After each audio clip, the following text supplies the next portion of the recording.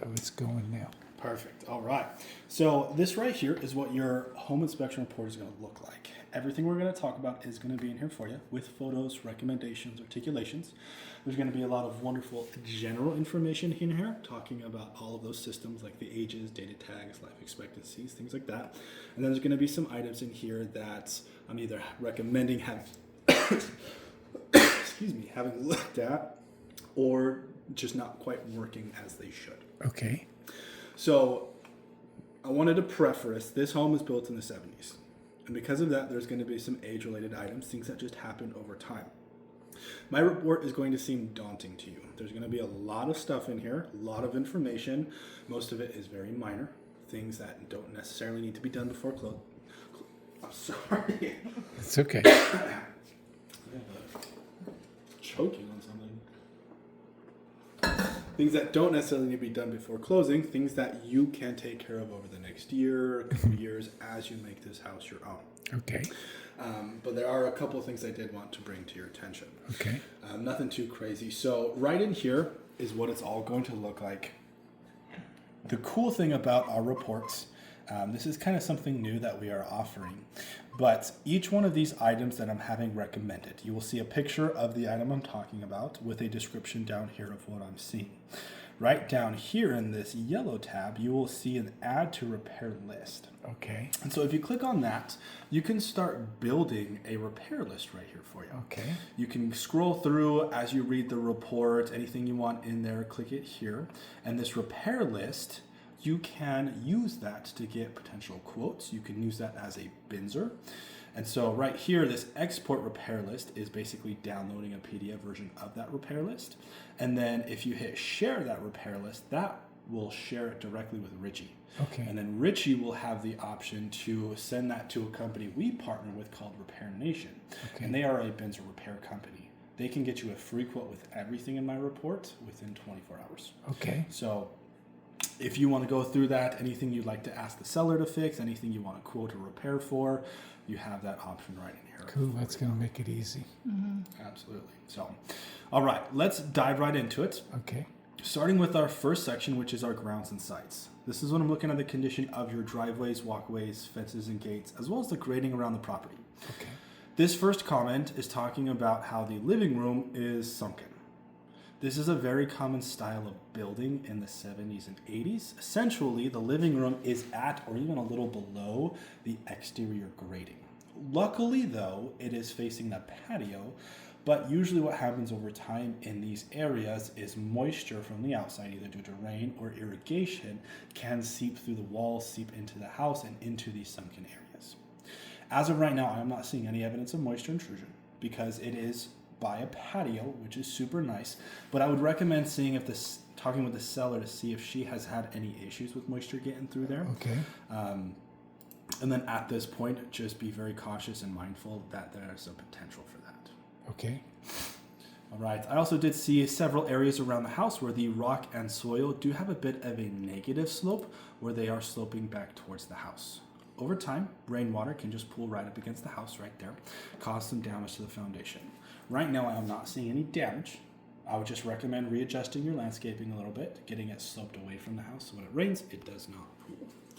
Routine maintenance, every house is going to have this eventually. The gate on the west side of the house, it just doesn't latch when you close it. It just needs a minor adjustment to fully latch. Probably just settled a little bit over time. Your rear walkway, there's a section of the pavers that are lifted. Mm-hmm. I am going to recommend you get those flattened back out, just so as you're walking back, you don't accidentally catch your foot on it. Mm-hmm. I'm mentioning this because I caught my foot on it. Oh, yeah.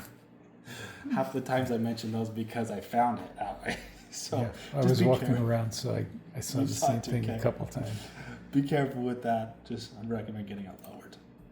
And then the last thing for your grounds and sites, vegetation touching the house. This can cause some damage. We get some crazy windstorms here every once in a while, and that'll flip that back and forth, damage the shingles up there. Also, that does allow access for pests to get on the house, like rodents and stuff. So routine maintenance, just trim it off the house. Exterior. This is when I'm looking at the condition of your foundations, the walls of the house, the fascia and eaves, exterior windows and doors, and then testing all the systems around the property, and overall looking really good. They have painted the house fairly recently, which is awesome. I'm not seeing any major concerns with that. A couple little cleanup things. There is a hose bib right here on the back of the wall that doesn't have any water flow to it. Okay. I'm not sure why, but there are other hose bibs on both sides of the house that do have water flow. I'm wondering that maybe this area might have been a little differently, like the kitchen was over there and there was a water line over there and they might have moved it. I'm not sure.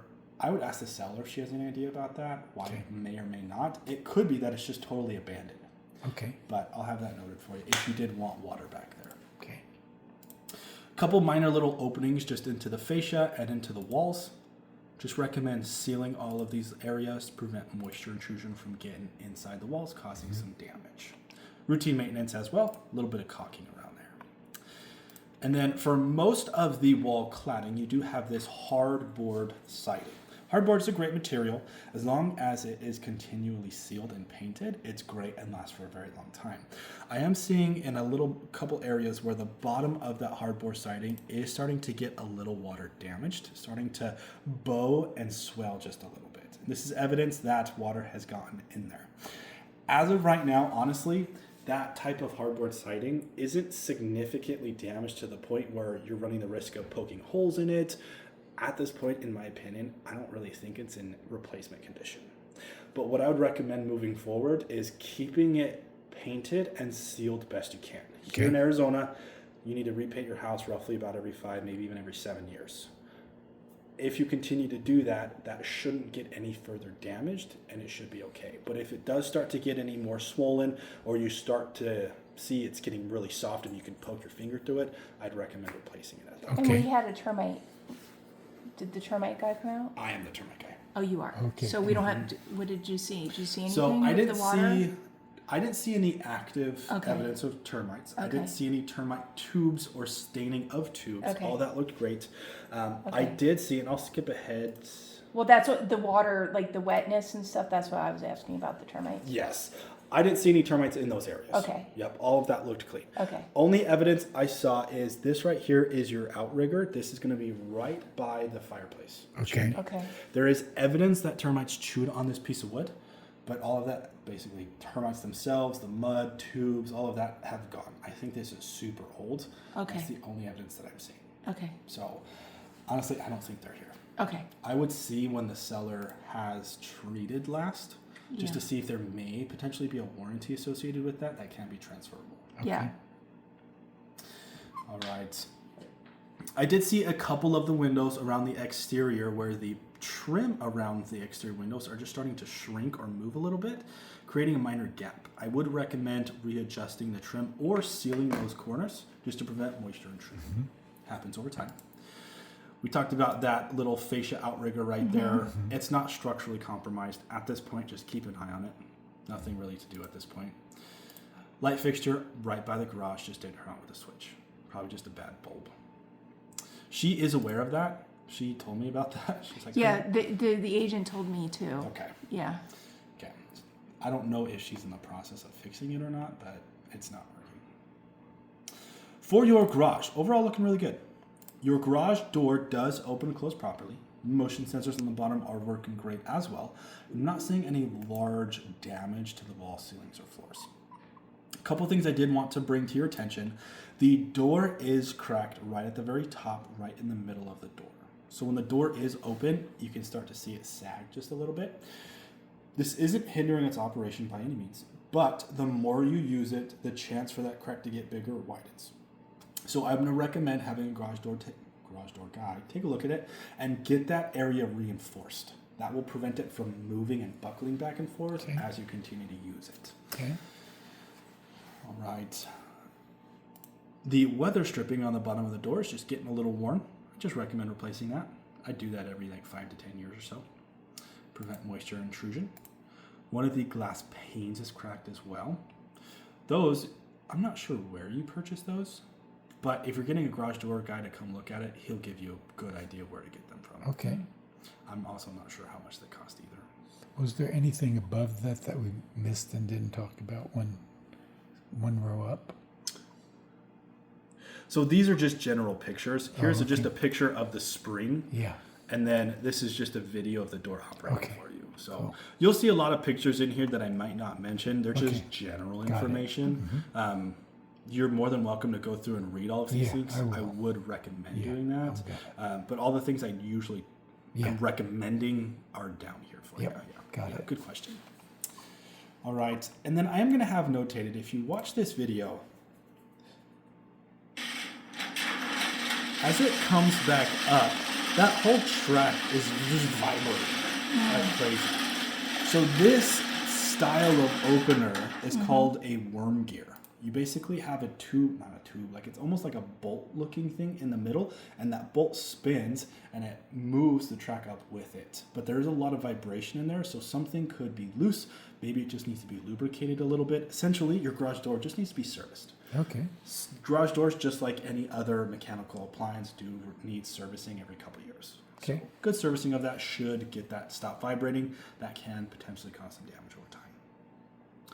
All right, and then these next two items are talking about the fire barrier garages are supposed to have. So part of that fire barrier, any type of openings, holes, cracks, or damage into the ceilings or walls negate that fire barrier. And I did see a couple openings into the ceilings, like she had stuff screwed up there. They have removed it, minor holes. But also right above the garage door, the beam right there is completely exposed. There's some wood right in there as well, which you typically see those completely sealed with drywall. So I would recommend getting all of those areas resealed with drywall to help restore that fire barrier. In case something were to happen with your car, you'll just have enough time to get out of the house safely before it spreads. Okay. All right, part of that fire barrier as well, the attic access in there is a 1/4 inch piece of plywood, not fire rated at all. I would recommend replacing that with a 5/8 thick piece of drywall. Drywall is fire rated. You could also, if you wanted to, just take that piece of drywall and then just nail it into that board as well. Just something to help add that fire resistance. Okay. Very common age-related item. And then the last thing is your garage house door doesn't have any weather stripping on the bottom. Quite a bit of daylight coming through it. So just recommend replacing the weather stripping. Okay. All right, that's it for your garage. A little bit of maintenance, but overall looking really good. Electrical system, looking fantastic. I'm not seeing any major concerns. Your panel is on the northwest side of the house, right on the outside towards your front yard. No melting, no burning on the inside of the panel. Everything is wired correctly. Everything is the proper size. Is it looking labeled? Really good. Most of it is. Okay. There are a couple breakers in the panel that aren't labeled. Okay. So I'm gonna recommend getting those labeled. This one was, but it's fading. I'm not sure what it says now. So I would just recommend getting those relabeled so you know exactly what they go to. But other than that though, that panel looks fantastic. Good. Very well wired. Couple other things I have notated. This right here is a junction. This is gonna be right by the attic access in the garage. I'm gonna recommend you terminate this into a junction box. You just don't want any chance to accidentally touch that or somebody accidentally touch that when they get up there. There is live wire going to, or live power going to that. So $5, junction box, just terminate it right in there. And then age-related item, but this outlet right here and that outlet by the toaster are not GFI protected. Wasn't required when the home was built. I just recommend updating the safety features of the house. That's an easy handyman thing. All right, plumbing system, looking really good as well. Water pressure coming into the house is sitting just about 52, 53 PSI. You want to see it between that 40 to 80, right in good range there with good water flow out of all the fixtures as well. Main water shutoff located on the north side of the house, just on the front side area. Operates just fine. Shut off right down here. Pull it away from the house to shut it off. Operates great. No leaks or damage. All of your distribution plumbing throughout the house is going to be a PEX and copper combination. I'm not seeing any concerns with that. Looking fantastic. No leaks, no damage, no clinking or banging in the walls. And then for your drain and waste plumbing, what I saw in the house was ABS. That goes in line with what our sewer scope technician found, which was ABS all the way under the house. Plastic line, fantastic shape as well. He didn't see any concerns with it. I'm not seeing any concerns with it either. No drain leaks, no slow drains, nothing backing up. Looking fantastic. This first comment we have on every report that we do on a 70s house. Just due to the age of the house, we do like to recommend having it scoped. You've chosen to do that, so you can disregard that comment. This is something a little interesting that I'm not sure what's going on, and I couldn't really crawl back there to investigate, but there is a plumbing vent coming through the roof that is completely disconnected right here. That plumbing vent's going to be located right here. I'm not sure if the original kitchen design had the sink right there and they have abandoned it, or when they did the remodel, they cut it, planning to reconnect it and never did. I'm not sure. The attic space is about this big for me to crawl through. I'm a bigger guy. Couldn't really fit all the way through there. So I'm going to recommend having a plumber take a look at that for you. Okay. Just to see if it has been abandoned. If it has been abandoned, you don't need to worry about anything. It's not really going to cause any issues at this point. You can maybe, when you replace the roof, whenever that may be, remove it at that point and seal it. But if it does need to be installed, I'm going to recommend reinstalling it so it's not putting sewer odors into your attic, because then it can potentially come in the house. Yep. Most likely, though, it's just old. All right, for your water heater, you have a 2022 water heater, 40-gallon electric, working fantastic. Getting good hot water out of all the fixtures throughout the house. About 115 degrees, and overall looking really good as well. Just a couple cleanup items with it, a little bit of maintenance, but nothing too crazy. I'm going to recommend installing a pan I underneath was the going water to say heater. there's no pan under there. 99% of homes don't have these. Yeah. I'm not sure why. I would recommend doing that just to prevent any damage to any of the finished materials, drywall, if it were a leak. Recommend doing that. Little bit of corrosion around some of the fittings on top of the water heater. Pretty minor at this point. There is no active leaks. So I'm just going to recommend having a handyman reseal those for you to prevent further leaks. And then a little bit of leakage at your cold water shut off on top of the water heater as well. Recommend getting that either replaced or resealed as well. Okay. All right. And then this right here, this gave me a little bit of a chuckle. This right here is your TPR drain termination. So your TPR drain is your temperature pressure relief valve. It's this valve right here, and it goes off down through the wall to the outside. If your water heater were to get too hot or overpressurized, then it will discharge out of that valve. Kind of a safety feature of the water heater. However, when that does, or if that does go off, it is going to shoot off at 250 psi at 210 degrees. And that 90-degree elbow is shooting straight sideways. So if that goes off, it's going to be a geyser into your backyard. I'm going to recommend you point it down so it doesn't go anywhere and potentially hurt somebody. Okay. So a little bit of soldering with that. Good handyman can take care of that for you as well. HVAC system, looking amazing up there on the roof. You have this rooftop packaged heat pump. This is a 2023 model, I believe. Yeah, 2023 model. Only 3 years old, looking fantastic and working great. This does heating and cooling, all electric, all up on the roof. Here's a good heat pick for you, and then producing cool air as well. So no concerns with that. What I am going to have notated, just maintenance items mainly, there is a little bit of residue at the fan at the condenser. Usually this occurs when the seal for the fan is starting to deteriorate and the oil in the motor is starting to leak just a little bit. This could potentially indicate that that fan is getting a little older and it's kind of on its last life. I would recommend having an HVAC technician look at that and maybe potentially replace it if it needs it. Otherwise, that could potentially go out here in the next couple of years.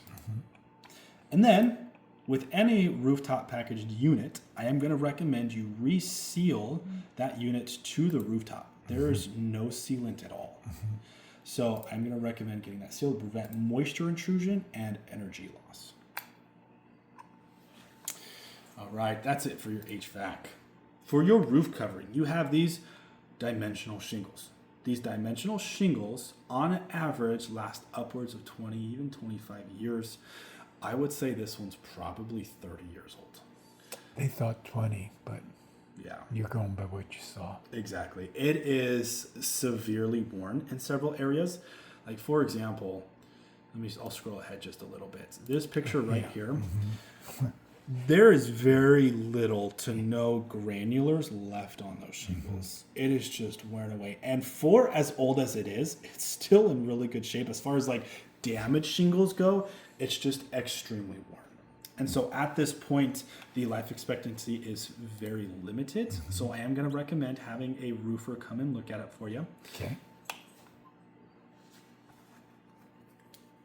There should be a comment in there that talks about recommending a roofer look at it. This is my notepad. Okay. So have a roofer look at it, mainly to get you a cost as far as potential repairs go, and then also a potential replacement. Okay. Lots of debris up there from pigeons. Recommend just annually get up there, clean it all off. Well, have somebody get up there, clean it all off. Also, when I was walking around, there were several soft spots up there too, like areas that might have leaked, caused some damage to the sheathing. At this point, there's nothing really you need to do. When you replace the roof, have them replace any of that soft sheet. They should be doing that anyway, but a lot of times they don't. So specifically ask for that if you ask for a new roof. Got it. And then I did see some water stains throughout the house. This is right above the garage door. And then I did see one stain in the primary bedroom closet. So I couldn't reach this one in the closet. She had so much stuff in there. But the one right above the garage door is currently dry. It rained last week, but it's been pretty warm the last couple of days. So if it was actively leaking, it would have dried by now. But that is just evidence that that roof is probably getting a little older, potential replacement condition. Several stains up in the attic as well, which this was built in the 70s. It could be old, it could be not. Very common to see. As well as I did see one shingle that has been nailed in. Very common to see, but I just recommend sealing those nail heads to prevent any potential leaks. It is a puncture at this point, but honestly, if you're replacing it here soon, it's not the end of the world. Several shingles that are not sticking either, which once again, routine maintenance with any shingle roof. Just recommend getting those tacked back down, because this is what happens when they don't get tacked back down. The wind flips them up and cracks them.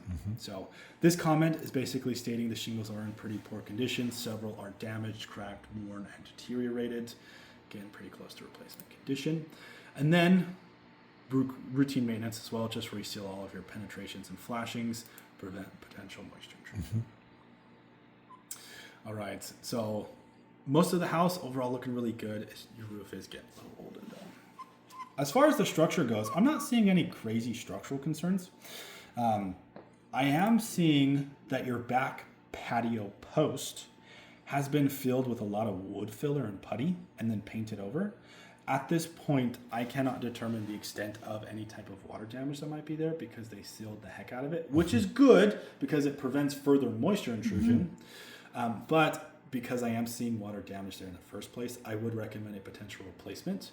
Or just depending on how deep that damage goes, if it's only about the bottom 1 or 2 inches of the post, you can just chop that off and then slide in what's called a raised post base. It's a metal base that the post sits on, gets it off the ground so it doesn't get water damaged all the time. Something I always like to recommend doing anyway. This right here is right above the garage, right next to the garage attic access. This truss is cracked and has been repaired. And I'm going to tell you only what inspectors will tell you. Technically speaking, trusses are engineered and they do require an engineer's approval on any type of repair made. 99% of the time, nobody gets an approval because engineers cost out the wazoo. So what I'm going to recommend doing though is having a contractor take a look at that. Typically when you see a cracked truss, they do what is called a sister splice. A sandwich splice, not a sister splice. Right now they did a sister splice. They took one 2x4, put it on one side. You really want to see one on both sides. So I'm going to recommend they just reinforce that. If you did want to, just to be safe, you could get an engineer to approve that, but they are expensive. That's the only cracked truss or any damaged truss that I saw. Also, up on the roof when I was walking around, though, it might be a little hard to see in this photo, but right in this area, you can see that the roof kind of dips a little bit. I think this is being caused, or at least this is some of that soft spot area that I was talking about earlier, but because of the weight of the AC right on it, is starting to sink a little bit or starting to damage that sheathing. And so when you replace the roof, when they remove that, or at least pick it up a little bit, have them replace any of that softer damaged sheathing. That area in the attic I couldn't fit or see into just because the attic access was a little smaller. So you can do that when the roof gets replaced. But other than that though, structure looks fantastic. Foundation, no issues, no settling or cracking in the walls or ceilings. For your attic itself, this is what it looks like up there. You have that one access right in the garage. Right in the access itself, this is kind of looking straight into it. From the top to the bottom here is only about 2 feet. And with all those water lines in there, I just didn't want to crawl back there, potentially cause some issues, couldn't really fit. But everything I did see right in that area is looking really good. No major concerns with that. Blown cellulose insulation, plenty of it. That's looking good across the boards. This is looking across the house that way. No issues with that. All right, and then for your inside, just a couple little cleanup stuff. This first comment, you do have popcorn ceilings in the house still. This home was built in 1978, and 1978 was the last year that they used asbestos in popcorn ceilings. There may be a chance that this is, but there also may be a chance there isn't. However, asbestos is only dangerous when it's friable, when it's airborne, when you breathe it. So most of the time with these old 70s houses, they just leave them up and keep them painted because it's almost more dangerous to take them out than to leave it the way it is. So if you do want to, you could get that tested to see if it actually is asbestos. If it is, if you do wish to remove it, I would recommend getting a professional to do it. They'll tent the house, they'll hazmat up, they'll do it the right way. But at this point, in its state as of right now, it's not really causing any harm to you. Just keep it painted, keep it sealed, and prevent any scraping or damaging from it in the future. There are a couple minor water stains to the walls in that garage closet.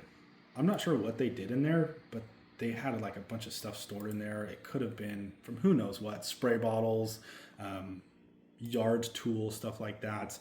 Nothing is damaged, but just some stains. So at this point, you can ask the seller if she has any idea, but just monitor it for further staining or damage. There is a patch to the wall right behind the washer in the laundry room. I'm not sure what that was to, most likely just to do some work on the plumbing right here. I'd ask the seller about that as well. Just keep an eye on that one too. A couple little of your floor tires are starting to crack right there, pretty minor. A couple of your doors are beginning to rub just a tad. Minor adjustment of those. There's no door guide to your slider in the primary bathroom. Just recommend installing one so the door doesn't swing in and out. The lock set for the pocket door in the hallway is missing. So I tried to open it. Yeah. Saw that. I was able to get it, but it's going to be really hard. So recommend replacing that. All right. This right here is the window above your TV. And if you notice, the window is hard to see through. Oh, yeah. And so what happens over time is that is a dual pane window, and they usually fill that window when they manufacture it with some type of insulation gas, usually like argon.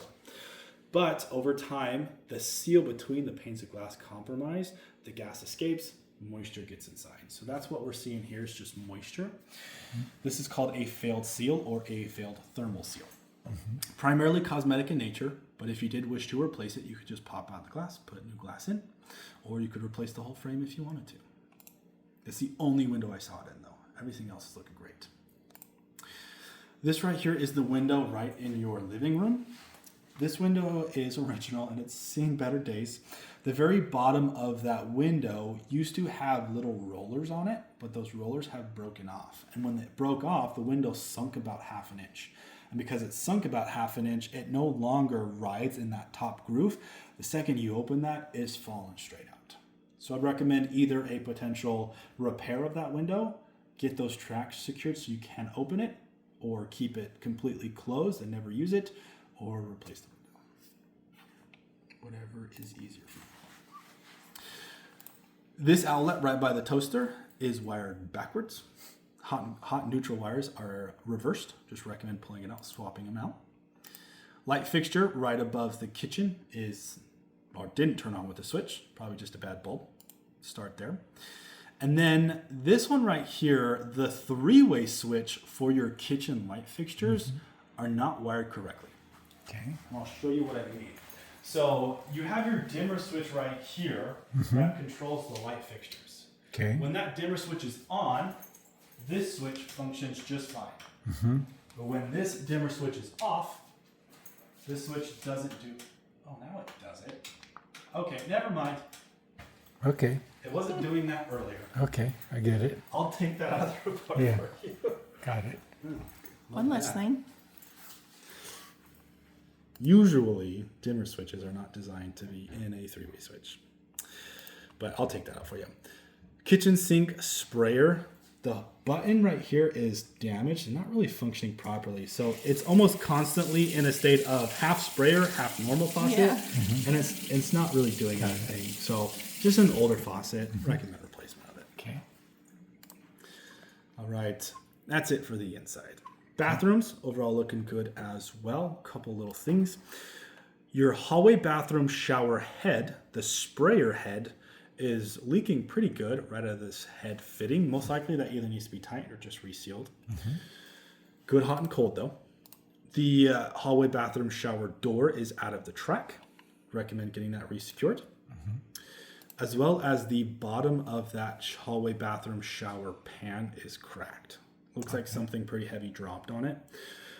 They did try to seal it, but at this point, this is pretty big crack. I'm going to recommend having a plumber take a look at that, determine if it's even possible to seal it. It may just need to be replaced at this point. Okay.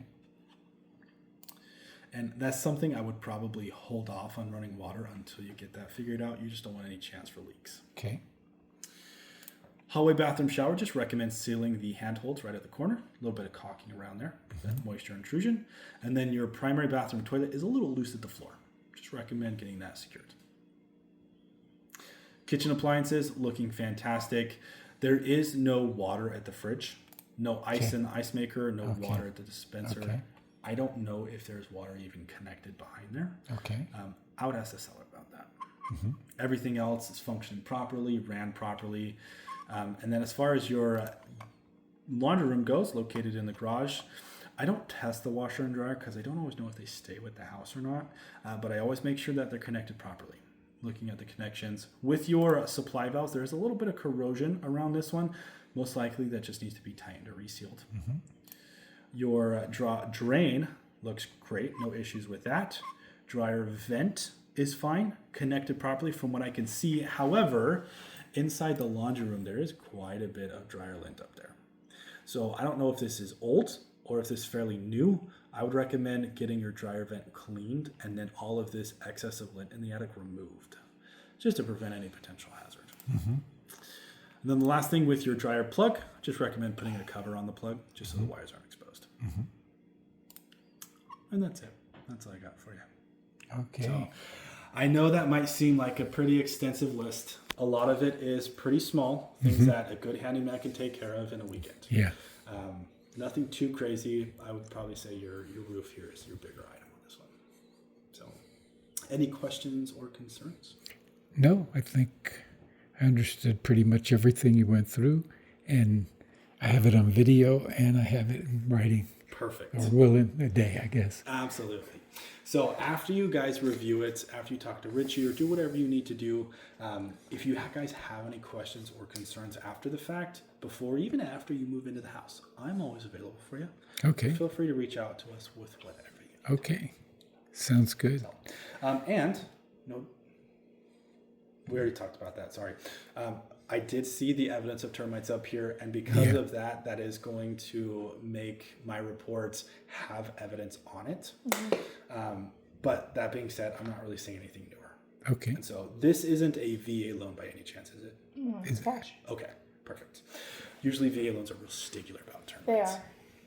So perfect. All right, I'll have that termite sent off to you here later this evening. I'll have this sent off to you right now. So you should have this, the sewer scope and the termite in your email by this evening. Okay. I think the sewer scope's already out. Yep, he should already have it. Yeah, Yeah, we have that. I do. You Yeah, do too. perfect. Okay. So then with just the rest of it, you'll have later this evening. So Okay. perfect. Any